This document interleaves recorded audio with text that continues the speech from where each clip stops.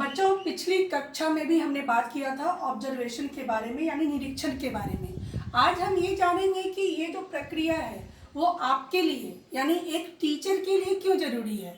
अक्सर हमें ये दुविधा होती है कि कोई चीज़ हम सीख रहे हैं तो वो हमारे जीवन में कितना लाभान्वित करेगा, हमें कितना उपयोगी होगा हमारे लिए। तो ये जानना जरूरी है कि ऑब्जर्वेशन आपके लिए एक टीचर के लिए क्यों ज़रूरी है। तो पहली बात है कि गुड प्रोग्राम प्लानिंग, जो आप लेसन प्लान बनाते हैं, जो भी आप शैक्षणिक व्यवस्था को सुदृढ़ बनाने के लिए एक टीचर के तौर पर जो भी आप प्लान बनाते हैं उसके लिए ज़रूरी है निरीक्षण, ऑब्जर्वेशन। आप जहाँ भी काम कर रही हैं उस संस्था की ज़रूरतों, उसके विज़न, उसके मिशन, वहाँ के बच्चों की स्थिति, उसका फैमिली बैकग्राउंड, ये सारी चीज़ें देखकर ही आप अपनी शैक्षणिक योजना या एनुअल कैलेंडर तैयार करेंगी।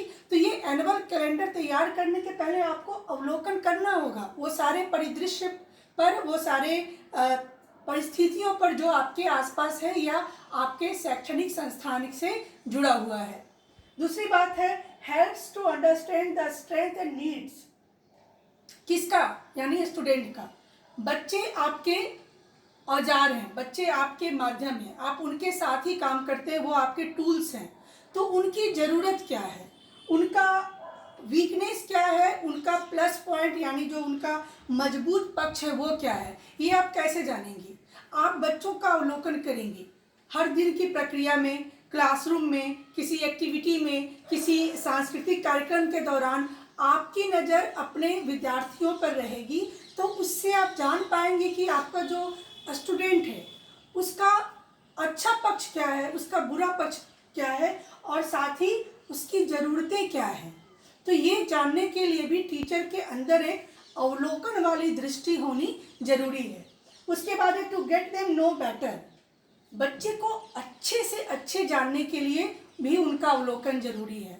मान लीजिए कक्षा में आप पढ़ा रही हैं और एक बच्चा जो पीछे है वो सो रहा है, वो नींद जैसा महसूस कर रहा है, तो ये एज ए टीचर आपका फर्ज है कि आप इस चीज़ को नोटिस कीजिए, बाद में आप उससे बात कीजिए और आप जानने की कोशिश कीजिए कि वो पर्याप्त आराम घर में क्यों नहीं कर पा रहा है। तो वो क्या है, एक डीप नॉलेज देता है आपको आपके स्टूडेंट के बारे में। बिजली की समस्या है या किसी और तरह की पारिवारिक समस्या है, फिर आप उसके अभिभावक को भी बुला के काउंसलिंग कर सकती हैं, बच्चे की काउंसलिंग कर सकती हैं। पर ये सारी चीज़ें तभी संभव है जब आप बच्चे को अच्छे से जानें, और अच्छे से जानने के लिए ज़रूरी है कि आप ऑब्जर्वेशन करें अपने बच्चे के व्यवहार का, अपने स्टूडेंट के बिहेवियर का, उनके आसपास जो बच्चे हैं उससे वो कैसा डील करते हैं, किस तरह से बात करते हैं, ये सारी बातों को आप ध्यान से देखें। You have to know their need, interest, skills and way of learning. इतना ही नहीं, आप उनके बारे में जानकारी भी पाइए, उनके अंदर क्या रुचि है। एक बच्चा है जो डांस बहुत अच्छा करता है और दूसरा बच्चा है जो गाना बहुत अच्छा गाता है।